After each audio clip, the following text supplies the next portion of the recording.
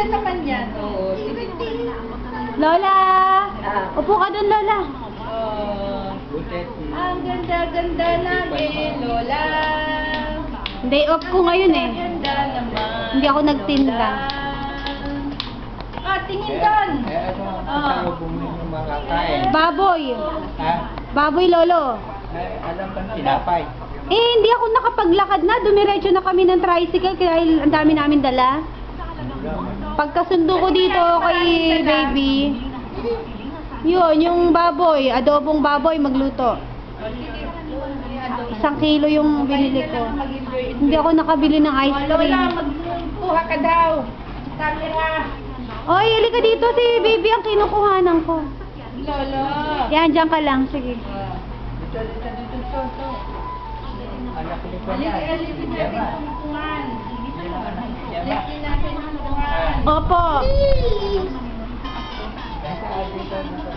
O, tanggalin mo saan, tanggalin mo saan. Anani. Para makita ni ate. Ng uncle mo. Sige lang, magsalita ka na magsalita. Video to. Oo. Ay, masaya. Kayo ay dumadalo Ang dito. pogi nga naman eh. Eto, kasama kong apo ko. Ito. Ang apo kong anak ni Gemma.